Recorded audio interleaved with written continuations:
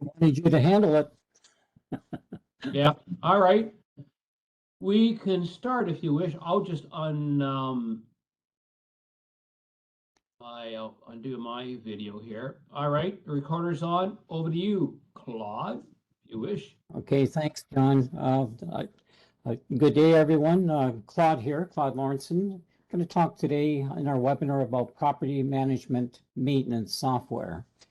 Really, what I'm going to do is try to give you an overview of some things that are out there software-wise, but I'm also a little bit curious of what type of project management software some of you may be using. So I would say, please feel free to post in the chat anything possibly that you might want to bring up as far as what you might be using or you might be thinking about using.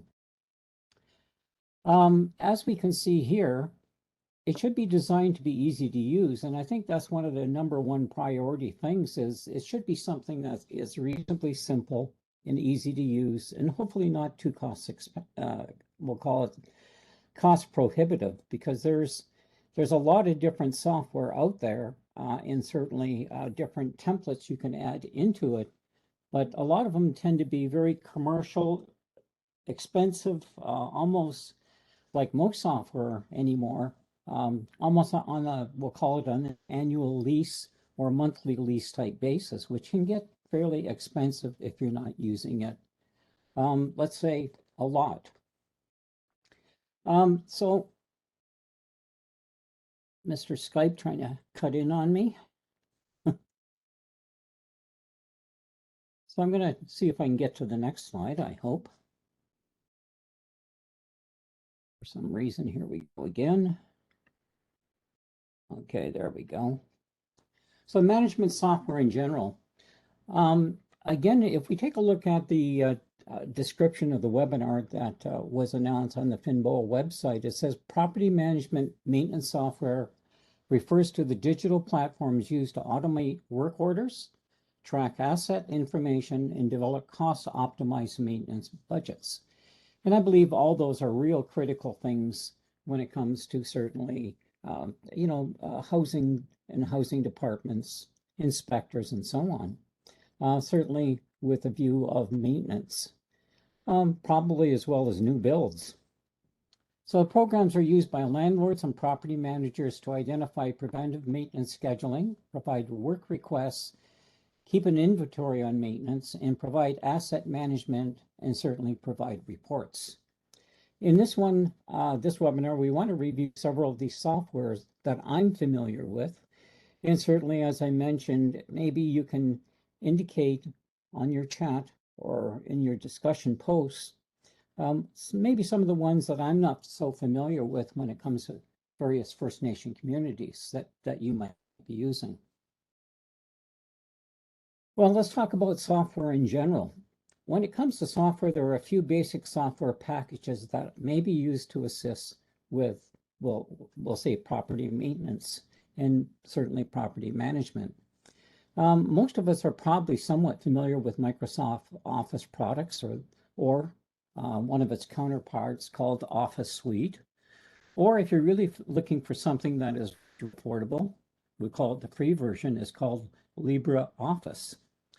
And all of those are good products, but of course, Microsoft Office sort of has a large portion of the market and certainly is the most expensive. I basically use Microsoft Office on an annual basis, and it runs about a little over, just slightly over $100 a year for use. And of course, there's things such as Microsoft Word, Microsoft Excel, and Microsoft Access, and of course, a number of other, we'll call it software programs that can be used within the Microsoft Office suite. And of course, all those others, Office Suite and even LibreOffice, have sort of, we'll call it, they're similar versions of those particular products of software. So for example, in Office Suite, they call it Sheets as opposed to Excel. Another one that I use quite extensively is Adobe Acrobat. Well, Adobe Acrobat, the reader is free, but the pro version, certainly you have to pay for. And again, I used to be able to buy that as a reusable software that I would maybe pay the pro version around the $250 to $300 range.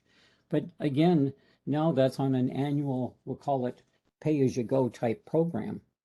And of course, Adobe Acrobat Reader, we know is free basically for a download. So in this presentation, I want to show you a few of the ones that I use, and perhaps you might consider wanting to use something similar to that. So as we can see here, project management software helps you organize your time and resource management, create reports about business operations and work performance, and get a better idea of what's working and perhaps what isn't working.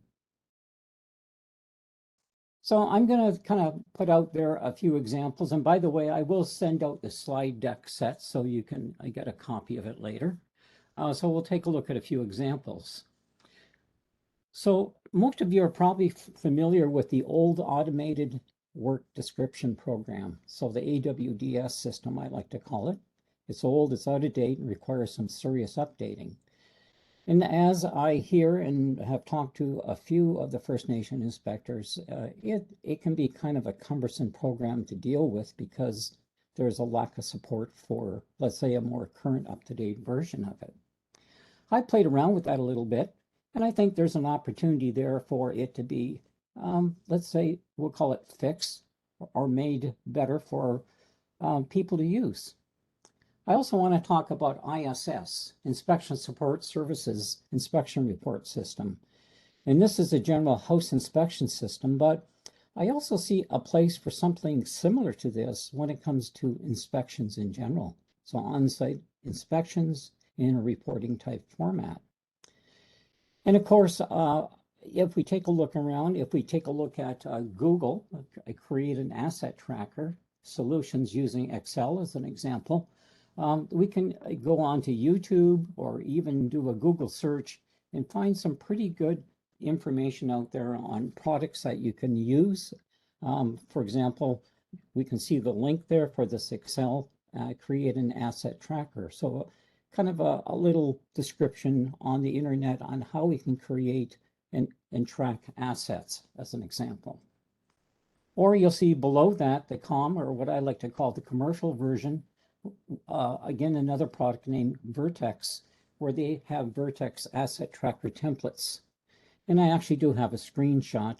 And again, it's a commercial use, so you're going to pay for the use of that particular template.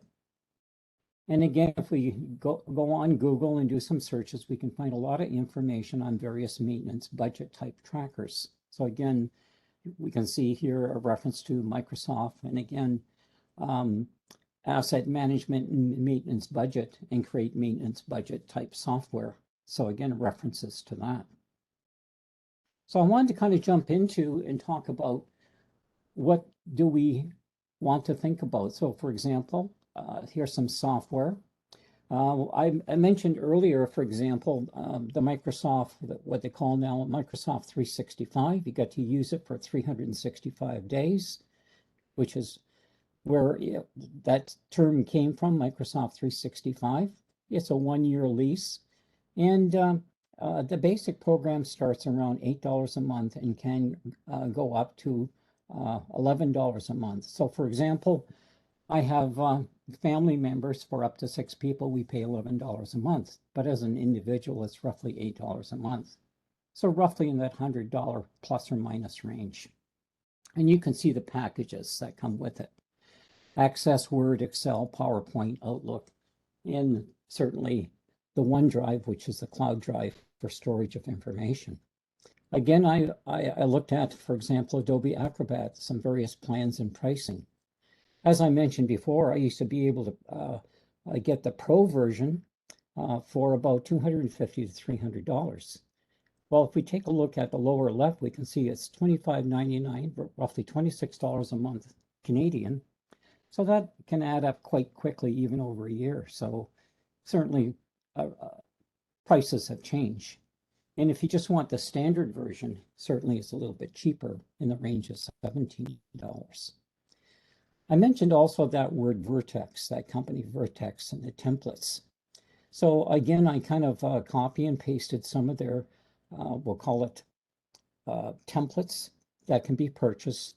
And we can see here a detailed project budget, employees, money manager, SWOT, strength, weaknesses, so basically information like that. Bill tracker, zero-based budget worksheets, journals, different templates, and they have quite a few different templates that they've created that are very similar to what we call sort of spreadsheet information, which gets back to things such as Microsoft Excel or Microsoft Access. Maybe just a little bit of clarification for those that are maybe not familiar with Microsoft Access or Excel. Excel is a good spreadsheet, and Access is sort of, we'll call it the more heavier version of creating information. And we'll get into that a little bit more in detail in the upcoming slides. So just kind of a quick overview there of some software and templates out there. I use an old version, 2010 version. In fact, it's a 2010 student version when I was at the college using Microsoft Access, and it's still in use on my computer today. So if I open up Microsoft Access, you can see there's a number of different files that I can basically go to. So for example, an address book or budgets, or a calculator or business or education, database, different forms or invoices, different logs. And I can use these templates to create a Microsoft Access database file. So again, I've put a web link at the bottom about some of the feature and access templates that are readily available online on the internet when we use a product such as Microsoft Access. Again, I picked on Microsoft Access for a good reason, and it'll become fairly apparent in the upcoming slides. So for example, I want to create a project list. So I can create this project list, and as you can see this is a screenshot of the template I'm using that's open in Microsoft Access, in which we can see a number of pieces of information. So across the top, we sort of have that ribbon of different commands and things that I can do in Microsoft Access. So I can go to a file, I can create something, I can create a database. And if we look in sort of that left-hand column, we can see under projects, I can open up one called completed or deferred, details, a list, a balance sheet, completed and deferred, new or task, and so on. So I have a number of different, we'll call it subcategories within my project list. But I can also have something very simple if I want. It doesn't need to be very complicated. So budgeting is crucial in any maintenance department. It is the key tool that controls the financial resources necessary to effectively plan and manage the costing of activities. Now, maybe for clarification, if you're not comfortable with Microsoft Access, the equivalent I would use is simply Microsoft Excel or one of the other alternative ones, perhaps the free ones such as Sheets.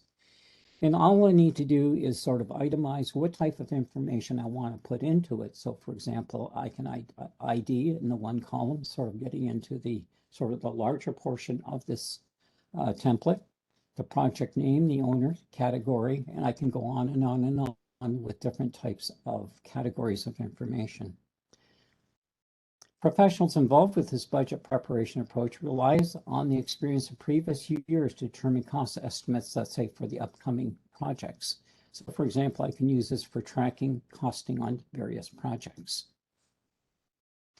I can also do what's called the project list and start adding details to it. So for example, if we take a look at it, I can open up another template and start adding in what they call tasks and details. So that little gray sort of boxed area, we can see there's a title, and I can start filling in information that I can put into this project list. So again, it's a very nice use of Access. And again, I will get in some other information that applies to another project that I've been kind of playing around with in the background. How about an inventory list? Again, another example. So again, I can use a number of different types of database, or even create a sort of a one pager where I can just click and go to some of these lists automatically. Something for asset tracking. So again with Microsoft Access, using similar type of information detailed box, filling in information, for example, in this case, assets. So for example, it could be for the asset category was a computer. And certainly how much did it cost? What was the purchase price? What's its current value? How much does it cost per year to maintain it? So again, tracking information. And this could be just about for anything. It could be for a house. It could be for equipment. It could be for something that's involved, certainly, that we want to track when it comes to information, especially when we get into property and maintenance. So again, how many washroom sinks do you buy per year? How many taps? So again, helping to track information and certainly keeping track of costs or the potential of what things might cost next year and into the future. Again, adding more detail. So for example, maintenance, depreciation, things like that. So it can be broken down into a number of different categories. Well, as I mentioned before, I started playing around with Microsoft Access, and I have very, very little experience with Microsoft Access. I primarily use Microsoft Excel. And I thought, I want to try and play around with something. And I started playing around with the AWDS system, the automated work description system. So as we can see here, I created this switchboard using Microsoft Access. And if we take a look at it, over to the left-hand column, you can see a number of different tables and forms that I've created. So for example, client information, estimate report, estimate variance, inspection information, inspection request, a master work item list, and so on and so on. And then I created this switchboard of which I can basically click on one of these buttons, such as open the client form. And I can also create a work specification by clicking on that button, or any special instructions or an inspection requests. Or I can go over to the next column, which is reports, estimate and invite, work description, work keyword, inspection information, and estimate variance.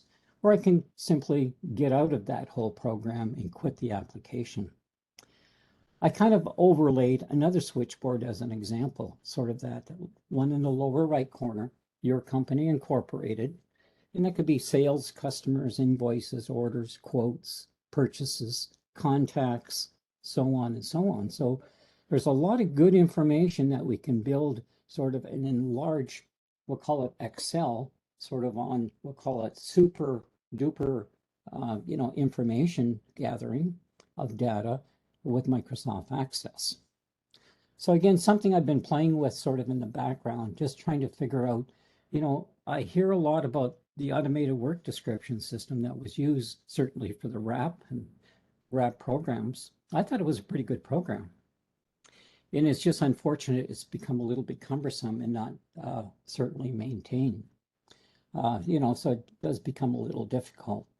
I tried to come up with a simpler solution that basically mirrors what was a pretty good program, as I mentioned, that, maybe it's time to rethink that. Okay, let's move on to something else.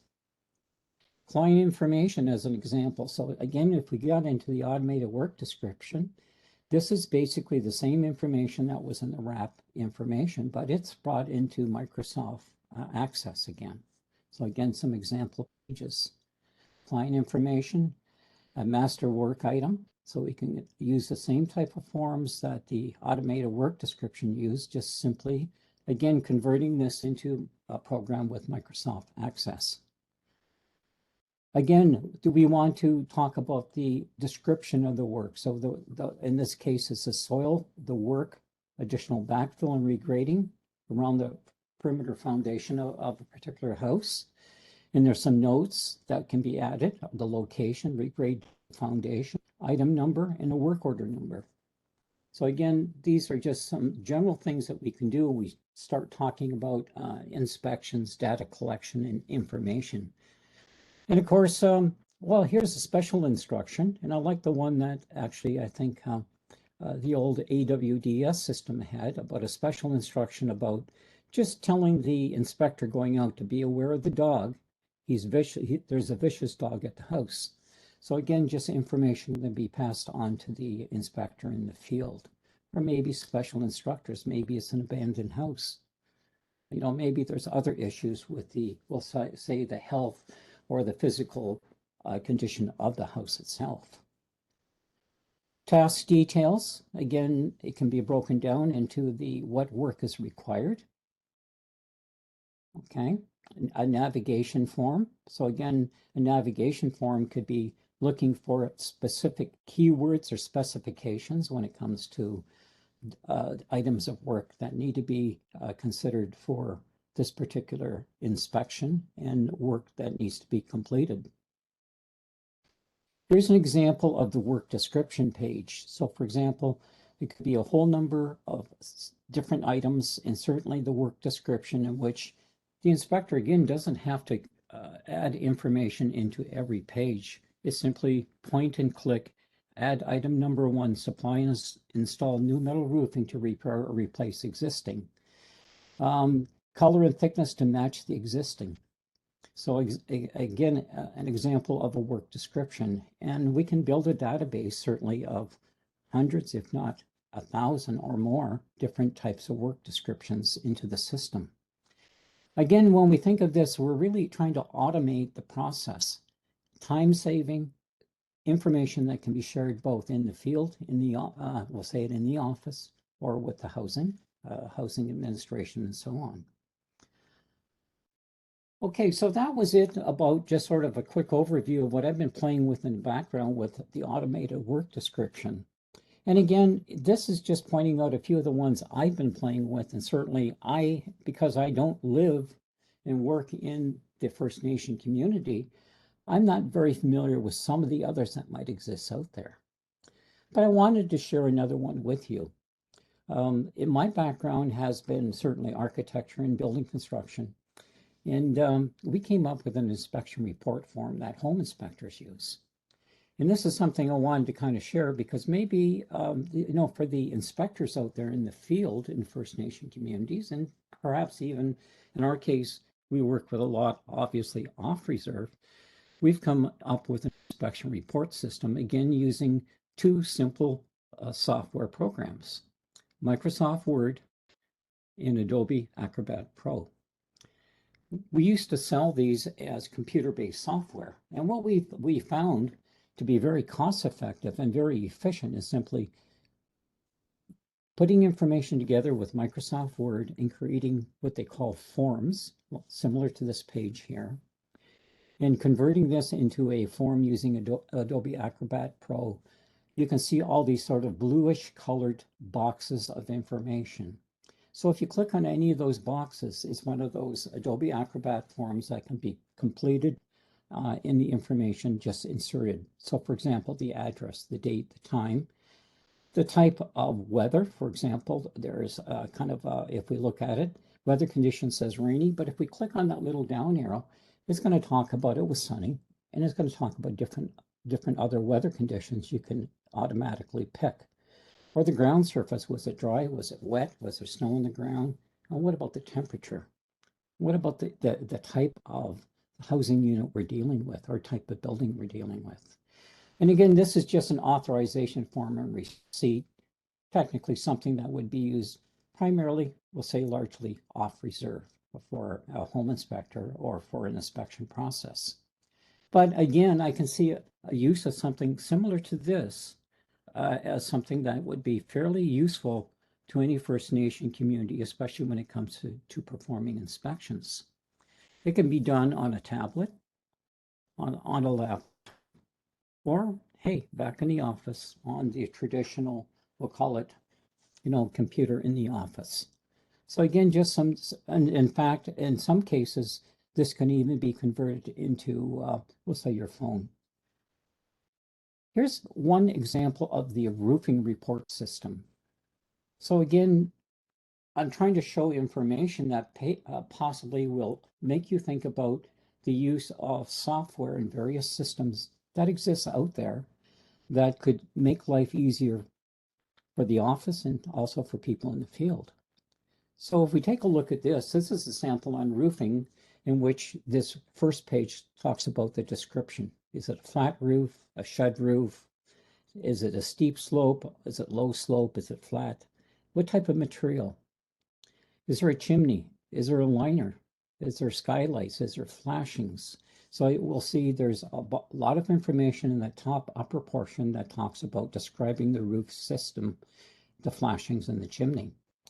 Well, were there any limitations? So, for example, did the inspector review it from the ground with binoculars or at the edge on a ladder? Or did the inspector actually get up and walk on the roof? So these are all little check boxes that can be quickly filled in and put a report together. And what about the lower part? We start to see the conditions. So it talks about the general slope roof covering. Is there a garage? What type of roof covering was on it?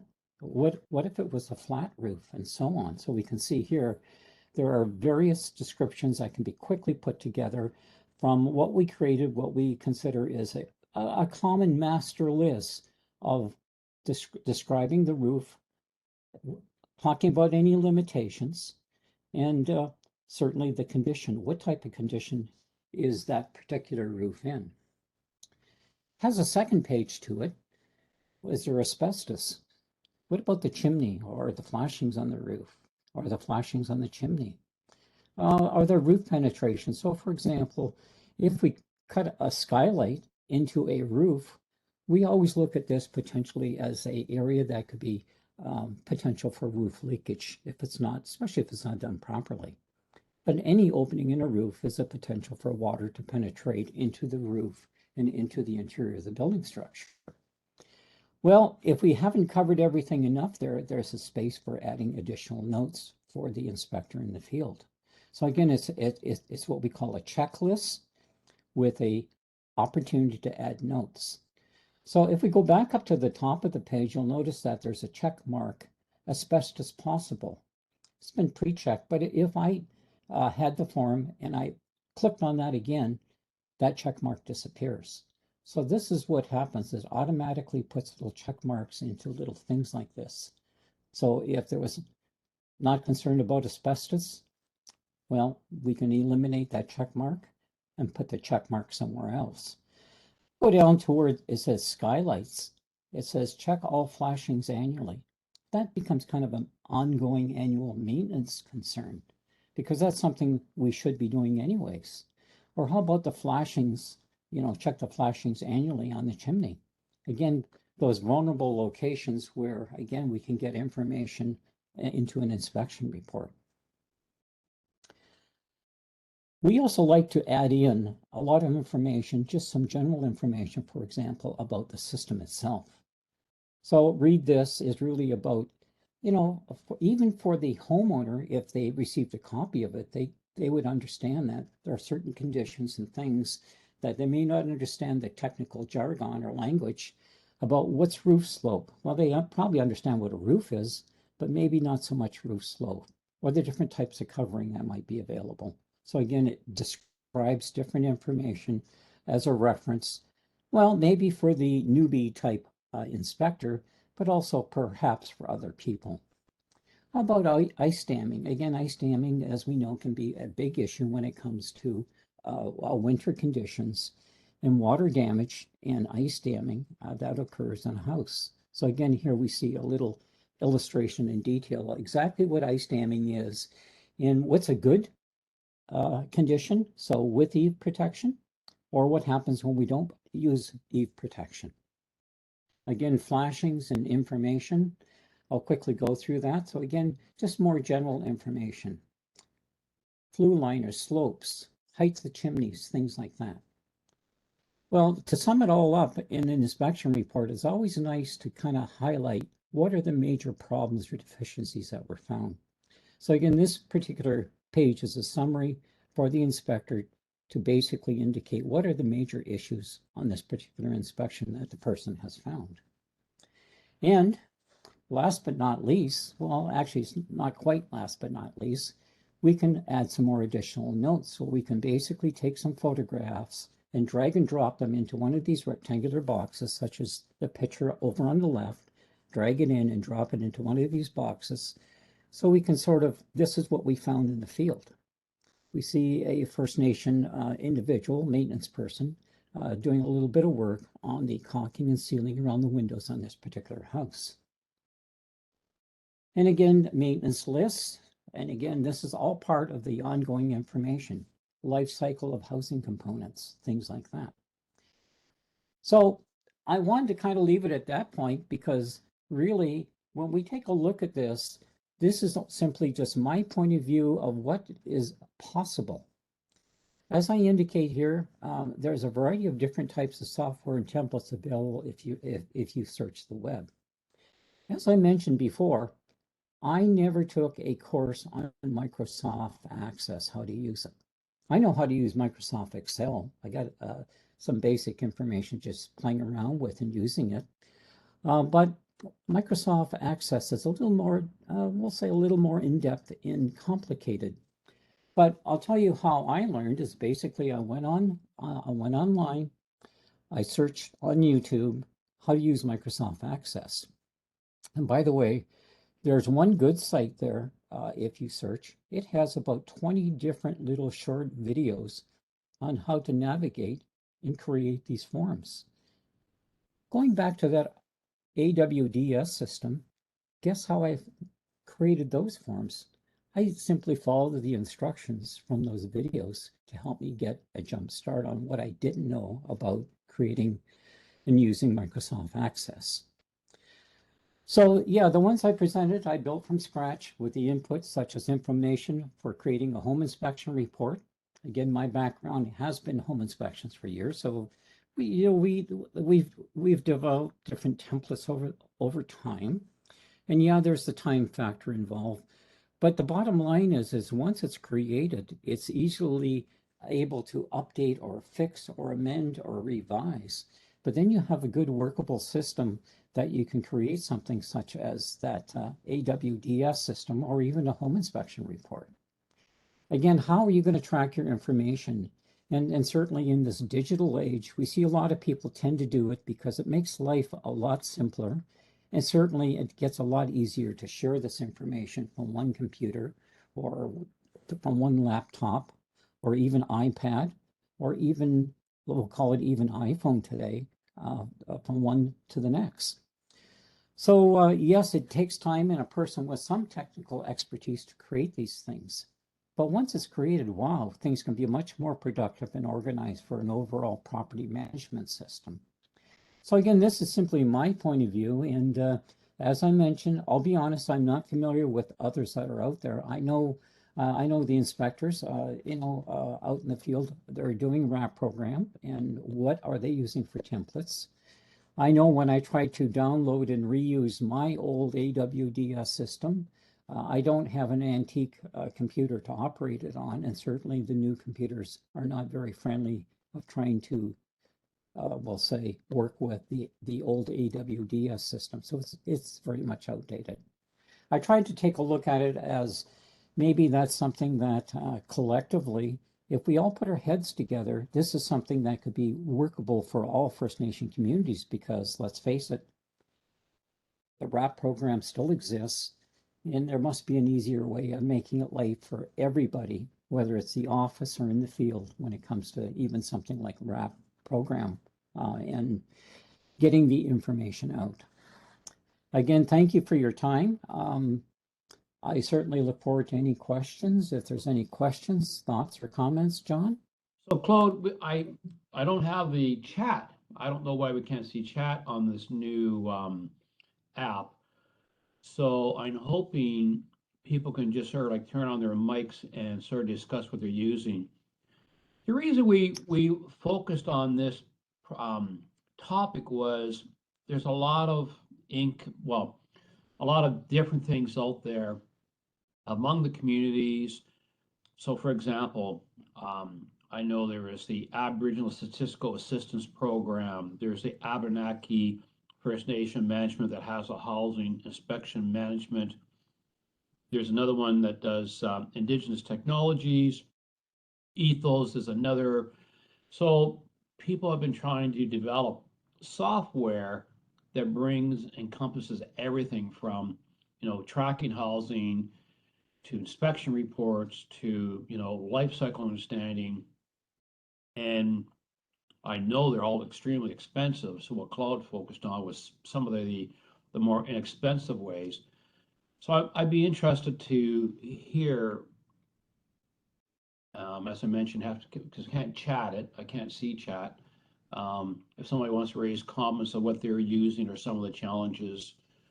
And again, I know trade shows, and again, there's going to be the housing conference in Winnipeg at the end of November, and I'm for sure you'll see some of the software people there as well. So anyway, I'd be interested to hear from others of what they're using and what are some of the challenges with it. So.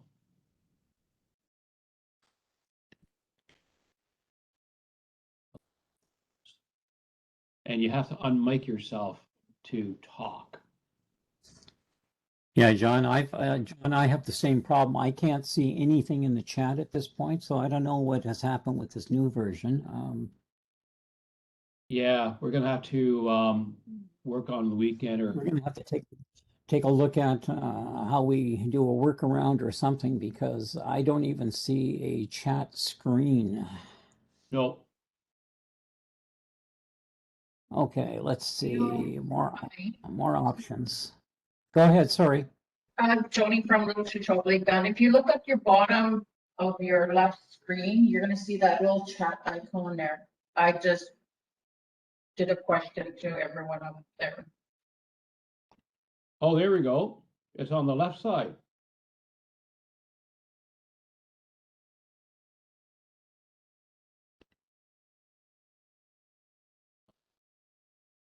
No, that's Now the one I've got says English or French, closed caption, or my WebEx assistant. yeah. Reactions, more options. Usually you find it under more options. Yeah. And now I'm getting translation.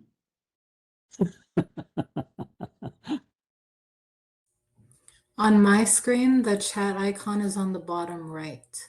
The bottom right. There's a little speech Same here. bubble. There's participants, and then to the right of that is chat.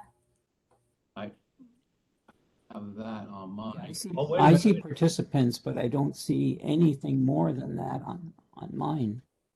Yeah. I just participants.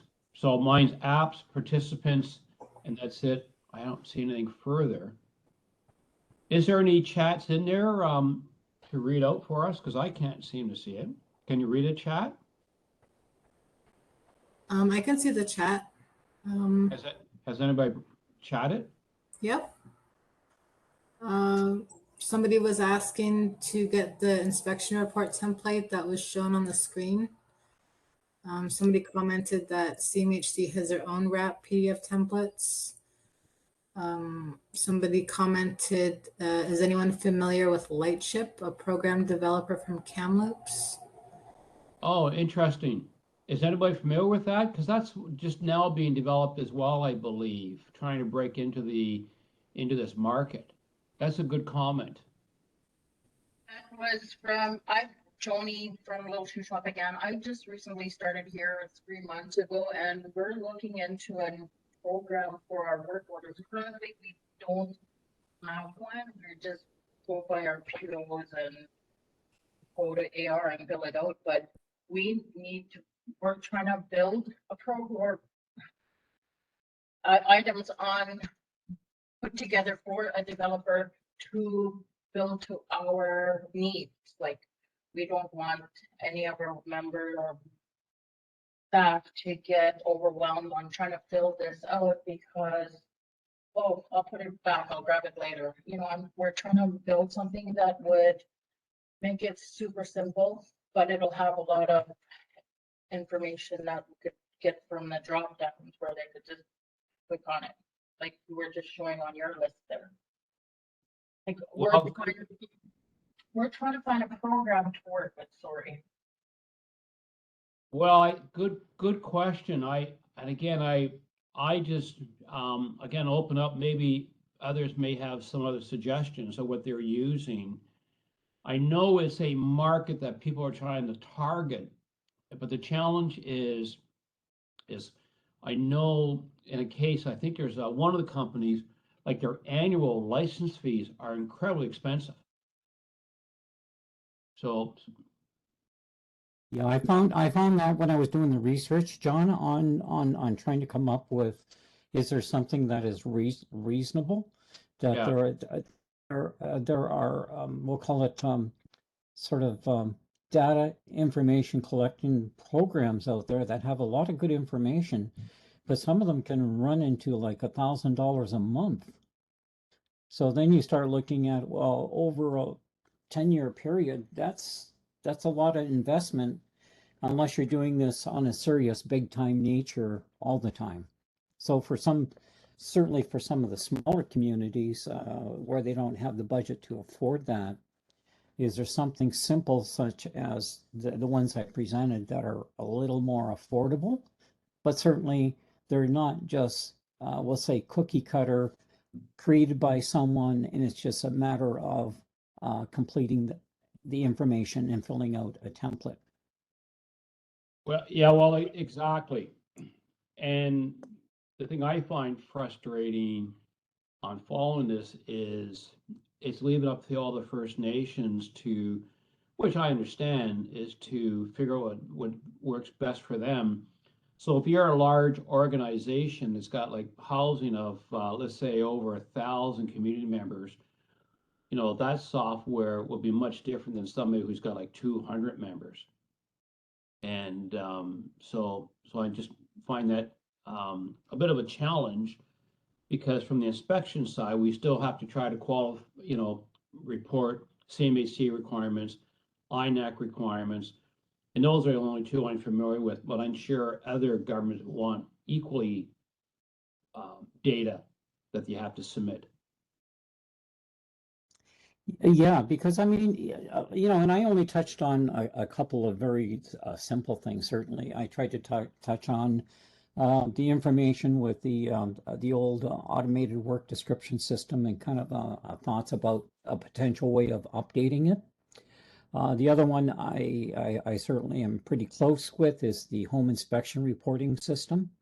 I see that as a real good fit, certainly for the inspectors in the field, but also sharing that information back with the office, or particularly maybe even with the people living in the house, that here are some of the issues you have with this particular house that need to be addressed.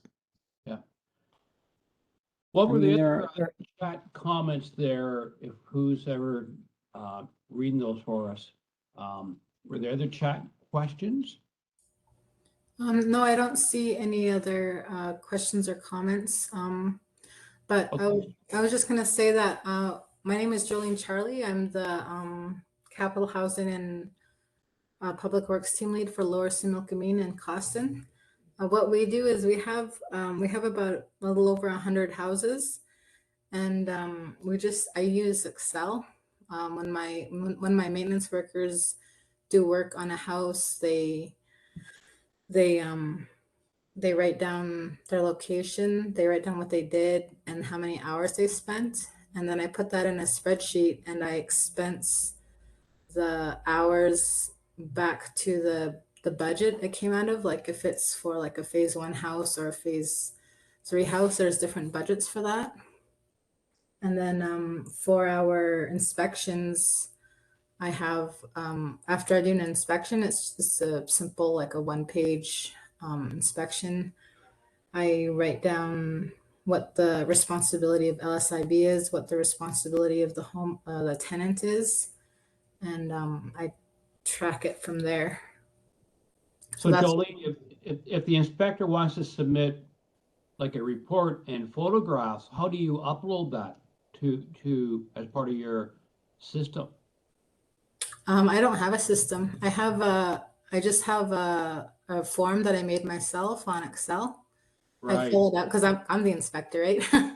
Yeah, no, that's right. I fill it out. I get the homeowner to or the tenant to sign off on the inspection, and then I transfer the information into a list of findings from the inspection, and at the bottom um, there's that division of responsibility of LSIB and the tenant, Right. and then I have pictures with that, and I just keep it in a file on my computer, like a electronic file with the report and the pictures and the year. Like the file name is the year and the address. And if I do I, need to put pictures, I just put it on a Word document and attach it to the report. Oh, okay. yeah, I was gonna say, Jolene, that's, I mean, that's a pretty good basic information. Just as a kind of a follow-up, so then once you recognize there are issues, is it simply a matter of now that you would create work orders? Um, I don't really have work orders. I tell the maintenance workers what needs to be done, and then they get it done, and then they indicate in their timesheets when they did the work and how long it took them to do the work, so that I can expense the hours to the correct account, and it also helps us cover the costs of having maintenance workers on staff. You, That's great, but at least it sounds like you do have a pretty good tracking system then. Yeah. Jolene, can you also track like life cycles, such as, in 5 years, for example, you have to replace water heaters or something. Can you track future maintenance changes that you can budget for? Or is it always just reactive at that time? Right now, it's just reactive maintenance. We're not set up for monitoring those end of life items. I just actually started this job back in May, and I didn't even know about I didn't know about end of life things for like hot water tanks and things like that. So I'm Yeah. just learning about that. Yeah, well, like a lot of people, because you don't know what the projection is. And I know because when we look at software, I know, we get pitched all the time. And I said, well, for maintenance software, how do you calculate end of life for appliances, fridge stoves, water heaters? Um, I believe those are the major ones for a lot of the communities, because the band council pays for those. And so they are a life cycle. Then you have roof and windows and all those items of life cycle. So I haven't seen a program that somebody could sit back and say, geez, we better start planning, to bring in our monies because we're replacing our roofs, right, in 5 years from now. So I know myself, my house, I started put away for a potential roof replacement in 7 years from now. So that way I'm not coming up with X amount in 7 years. I've already started saving for it. So any other comments? Alvis, I don't know if you're still online. What do they use down in New Brunswick in some of your communities?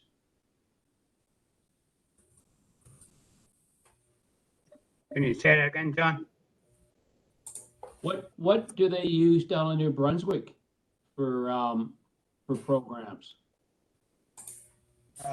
Programs like heading into uh, yeah, but mostly like energy efficiency modeling now Okay. in some areas, and we're using like more energy resourceful materials like windows and doors, your roofing, and the foundations like using some more of UFC walls And let me see, just the way it's built up is trying to make it as much airtight as possible.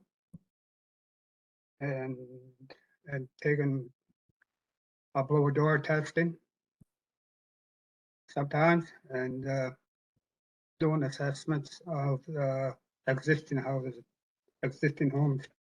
And what program are you guys using to record all this in terms of housing management programs? But we're using our own programs here at the capital level. Okay, so you're using basically Excel that you developed? Yeah, we do. And sometimes we use about 2000 modeling, but you Okay, gotta have a licensed energy auditor to do that.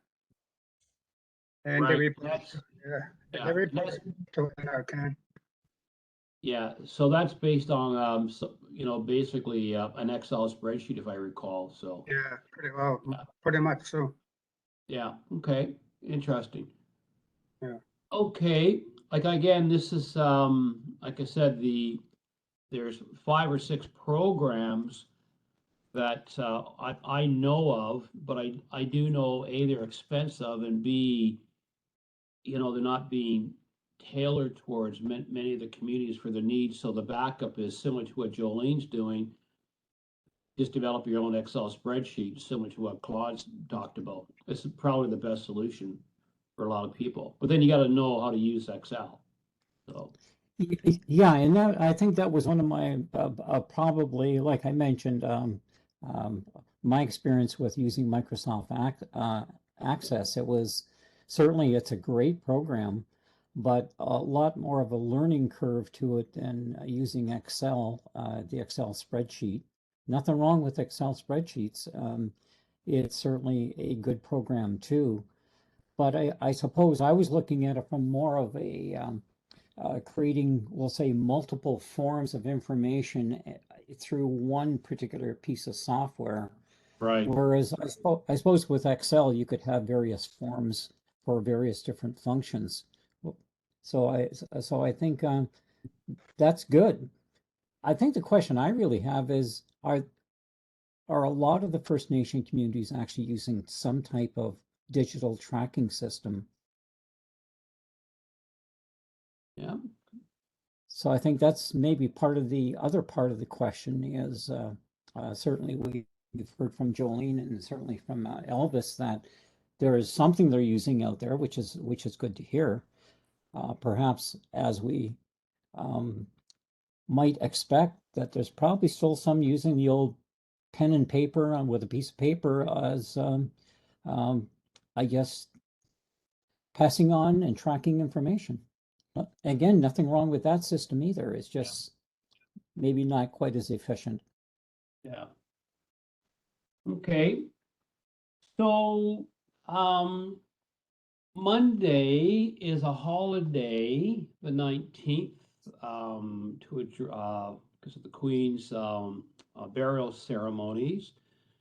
So we had First Nation National Housing Professionals on the 19th, and we moved them to October 3rd.